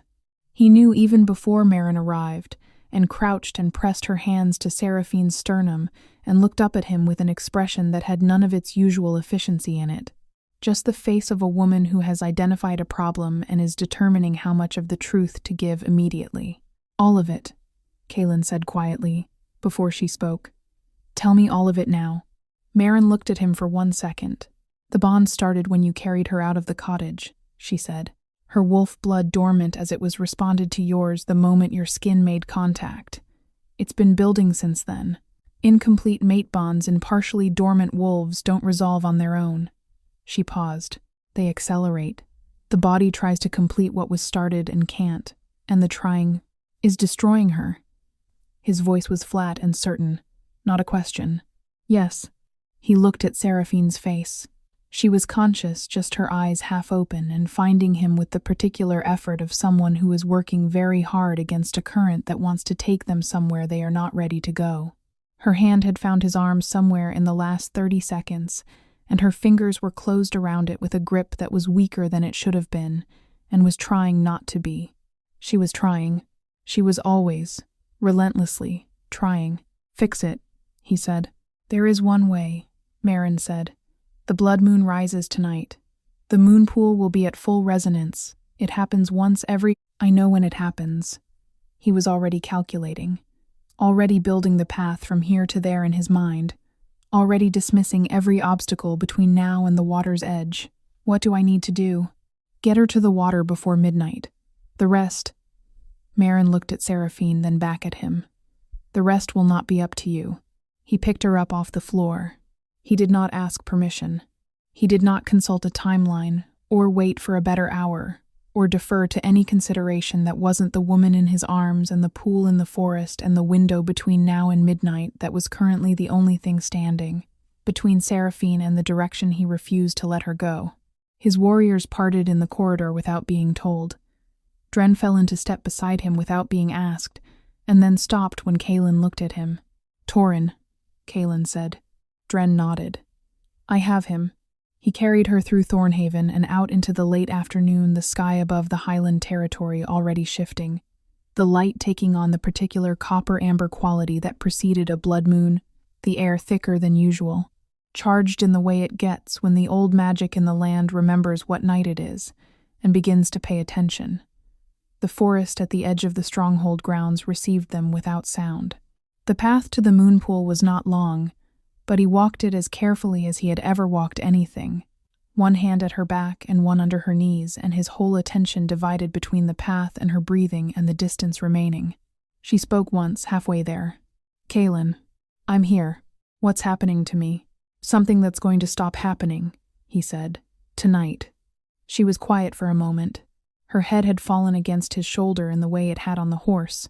That first night, the unconscious trust of it, and he held the memory of that alongside this, and refused to let any part of him consider the possibility that they were not the same arc, that this was not the same story continuing. "You're not asking me if I consent to this," she said. Faint, but with that edge in it, the edge that lived just below the surface of her even when everything else was compromised. "I'm asking," he said. "Right now, do you consent?" A pause. Her fingers moved against his chest. "Yes," she said. The moon pool was transformed. She had seen it in ordinary darkness, the quiet, kept light of a cloudless night, the warmth of it, the deep, ancient stillness. What she saw now, as Kaelin carried her through the tree line and the clearing opened up, was something that occupied an entirely different register of existence. The blood moon sat directly above the basin, enormous and copper-red, and its light did not fall on the water so much as pour into it, and the water held it and magnified it, and gave it back in all directions as a warm, pulsing luminescence that made the clearing look like the inside of a living thing. The stones at the water's edge were dry and warm. The air tasted like rain that had not fallen yet. Everything in the clearing was awake, not metaphorically, not poetically, in the most literal possible sense, awake and oriented toward the water, with the focused attention of things that have been waiting for exactly this alignment. He set her on the flat stone at the water's edge. He crouched in front of her with his hands on her face and looked at her fully, directly, without the management that usually lived in his expression, without the distance he had been maintaining since the night they stood here together the first time, and he had told her things that rearranged what she knew about herself. No distance now. "Whatever happens in the water," he said, "I will be right here. I am not moving. Do you understand me?" She looked at him with those dark eyes that had seen too much and survived it, and kept going and were looking at him now with something in them that was not fear and was not resignation. Something that was, if he was reading it correctly, and he had been reading her, from the very first moment, more accurately than he had ever read anyone, something that was trust. Complete and deliberate and given with full knowledge of what it cost. "I understand you," she said. She went into the water. The moment it closed around her, the change in the clearing was immediate and absolute. The light in the pool surged, every surface blazing copper-white, and the sound that rose from the basin was not a sound produced by water or by the movement of any physical object, but something that seemed to come from the resonance between the moon above and the earth below, a frequency that bypassed the ears entirely and landed directly in the sternum. Kaelin did not move from the stone. What happened to Seraphine in the moon pool was not the violent, seizing transformation of Torin's first shift. It was not fast and it was not easy, but it was different in quality. It was like watching something that had been compressed into too small a space for too long finally being given room. Like watching a word that has been held in silence for years finally being spoken aloud. Her body arched in the water, and the light came from her palms the way it had in the corridor. The anchor power, the thing Marin had said was dormant wolf blood expressing itself through the only channel it could find when the proper one was blocked, but this time it did not go out.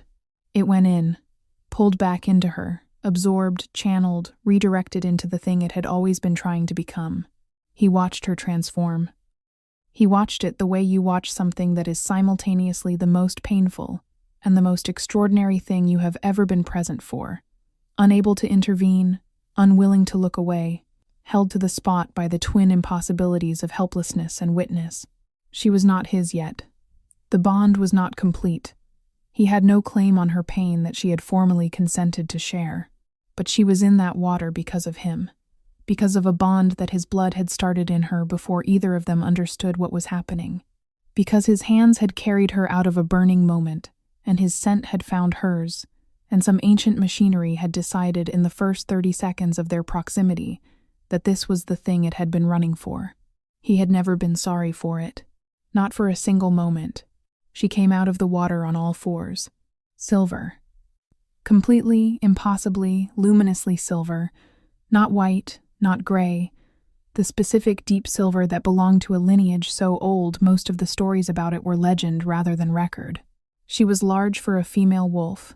Larger than she should have been for a dormant bloodline completing its first shift. And the answer to that was in her spine and her shoulders, and the way she stood on the stone at the water's edge and shook the pool from her coat and raised her head and looked at him.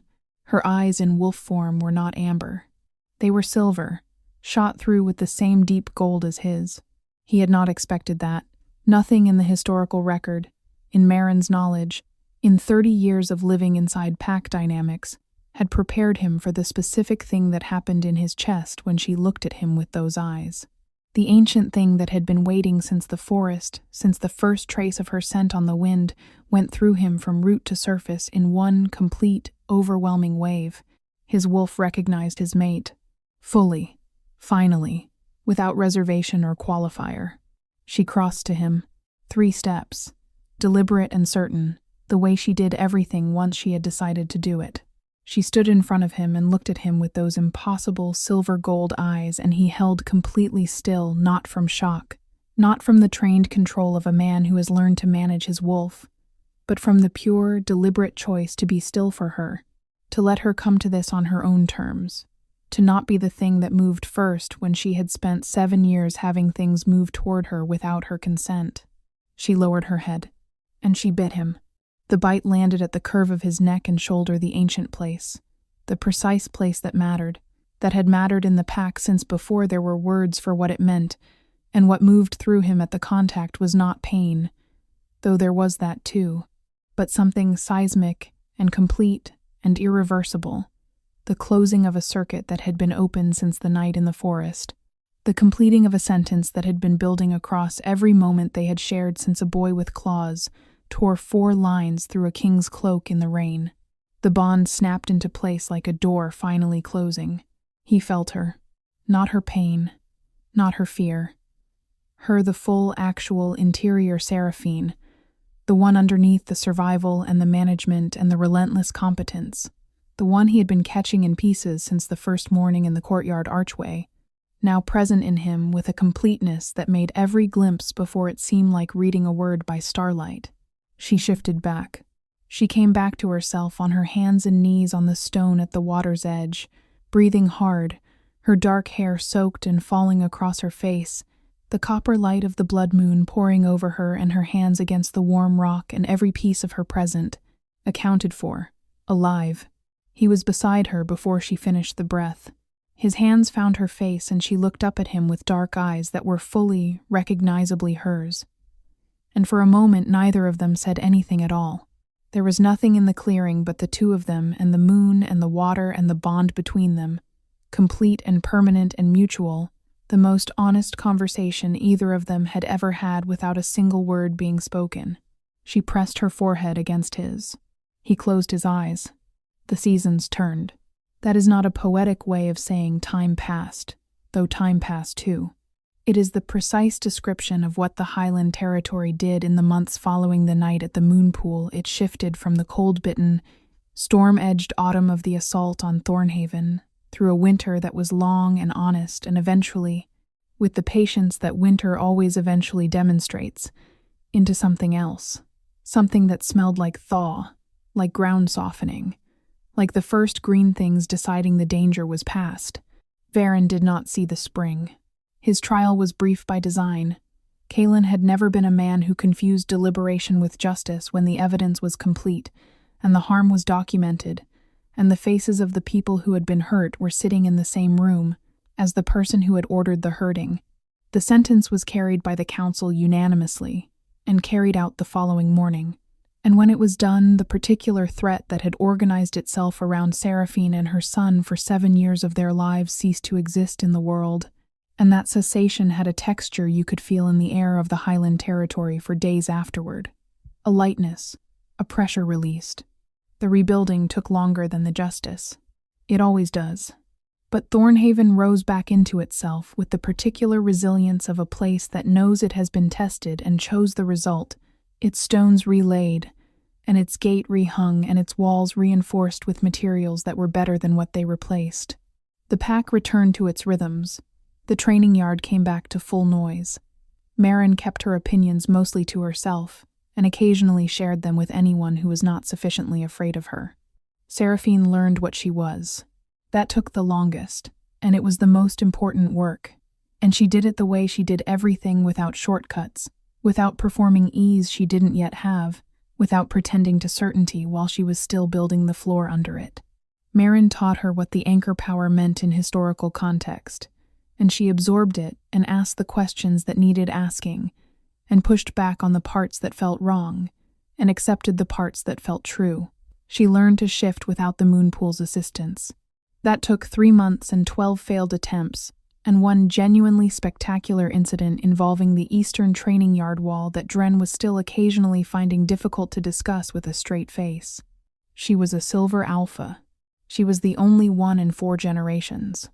The pack took that in stride in the particular way that packs do not without difficulty, not without the individual adjustments of people updating the maps they had been using to navigate their world, but with a fundamental respect for what the bond meant, and what she had demonstrated in the outer yard in the smoke of the battle. They had watched her hold a line alone. They had watched her hold it without armor and without backup, and without the history of a bloodline she had known about for less than a week, operating on nothing but the particular grade of love that a mother has for a child, the kind that is not a feeling but a fact, not a choice but a physical law, as absolute and non-negotiable as gravity. They called her Alpha Queen. The first time it happened, a young warrior in the training yard.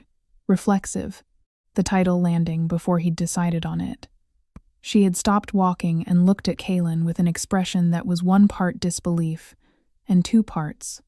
Something that might have been the beginning of accepting the disbelief was, "I'm going to have to find somewhere else to live." He had said nothing. He had smiled at her with that small, real smile she had watched appear in a training yard one morning, what felt like a lifetime ago, the one that didn't know it was happening until it already had. She had turned back to the warrior and told him to fix his stance. They were in the great hall on the morning Torin said it. It was not a significant morning by any external measure.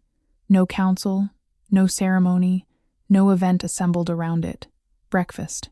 The ordinary, irreplaceable, taken-for-granted infrastructure of a life that has found its shape.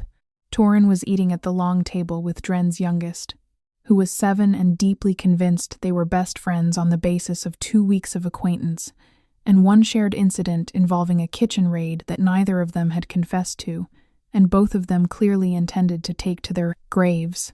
Kaelin had come in from the early training session and set his hand briefly on Seraphine's shoulder as he passed the instinctive touch of a man navigating a shared space, the kind that contains entire conversations in its brevity, and reached across the table for the bread. Torin looked up from his bowl.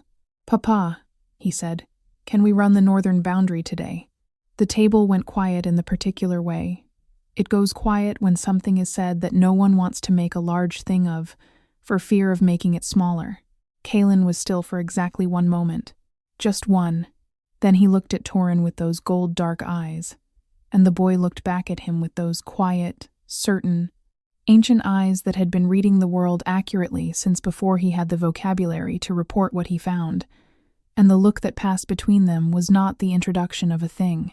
It was the acknowledgement of a thing that had already been true for longer than either of them had found the exact word for. "After midday," Kaelin said, "when the frost is off the ground." Torin nodded, went back to his bowl. already moving on to the logistics of the run with the focused practicality of a child whose internal life is so certain that its external expression requires very little ceremony. Seraphine was looking at the table. Her hand was around her cup and her eyes were down, and she was doing the thing she had learned to do in the months since the moon pool, not managing the feeling, not assembling it into something useful before she allowed herself to experience it, just letting it move through her at full volume for however long it needed, and trusting that she would be standing at the end of it. She was standing. She looked up at Kalen. He was already looking at her. They ran that afternoon. All three of them out through the eastern gate, in the long amber light of a winter afternoon that had decided to be generous, into the tree line where the frost was coming off the ground exactly as Kalen had said it would, into the forest that ran north along the boundary of the Highland territory, in stands of old pine and open ground, and the particular silence of trees that have been standing long enough to have opinions about it. The pack ran with them. Not all of it. Not in the organized, formal sense of a pack run called and assembled, but they came ones and twos and threes, falling in from the stronghold grounds and the outlying buildings, drawn by the bond and by the instinct that is older than any of the words that have been invented to describe it.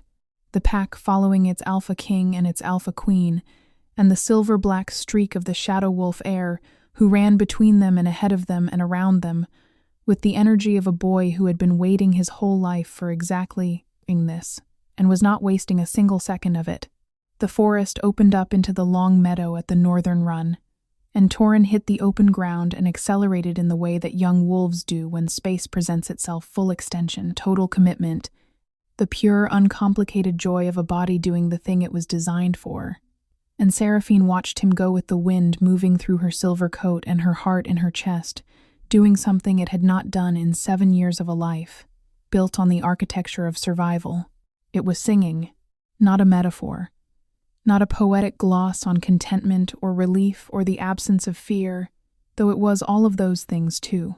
Something that lived below all of those things, in the part of her that the moonpool had reached and opened and given back to itself a frequency that was entirely hers, and entirely new and entirely, undeniably, permanent. Kalen came up beside her. His shoulder touched hers as they ran, and he stayed there, matched to her pace in the way that he did everything with her now. Not ahead, not directing, not managing the direction of the thing present, and parallel, and constant. She looked at him. He looked at her.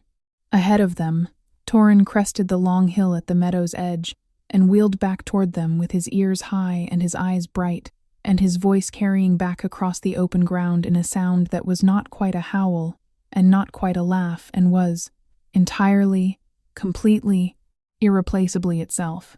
Seraphine lifted her head, and she answered him. Her howl moved across the Highland territory like a declaration, silver and clear, and carrying the specific, hard-won authority of a woman who had rebuilt herself from the ground up in the space of a single season, and had done it without apology, and without template, and without losing a single essential piece of who she had been before the common world broke and showed her what she was made of underneath. The breaking, the pack answered, 100 voices rising from the tree line and the stronghold walls and the hills to the east, filling the cold afternoon air with the sound of a territory claiming itself, a pack recognizing its center, a bond declared in the oldest possible language to everyone within range of hearing. Kalen howled last, deep and absolute and final, the way the last word of a sentence that has been a long time coming always lands with the particular weight of everything that preceded it, and the particular relief of it being said at last. It began with a stormy night and a broken door. It began with a woman on a kitchen floor who would not say her son's name. It began with a boy in the dark under the floorboards, counting his mother's breaths, feeling something ancient crack open in his chest and decide, with the absolute certainty of things that have been waiting for the right moment, that the waiting was over. It began with desperate hands grabbing a traveling cloak in the rain. It began with 4 lines torn through fabric by a child who didn't yet know his own hands. It began with a king who stopped. It began with a woman who, when asked if she consented, said yes. It began with a silver wolf rising from a moonlit pool in the dark of the blood moon and choosing, with every piece of herself fully present and fully known, the man who had ridden toward her fear in the middle of the night like it was a compass bearing, and he was a man who had never once failed to follow where his instincts led. It began with a crying pup and a cloak held by desperate hands. But sometimes destiny doesn't arrive as prophecy. Sometimes it doesn't announce itself in omens or visions or the turning of ancient wheels in temples where patient men wait for the signs. Sometimes destiny simply asks an alpha king to save a mother, and trusts him to understand, in the space between one heartbeat and the next, that in doing so he was also saving himself. Thank you for listening to another emotional, magical shifter romance here on Moonbound Romance Tales. If you enjoyed today's story, don't forget to like the video, subscribe to the channel, turn on notifications, so you never miss more powerful, heart-gripping romance stories.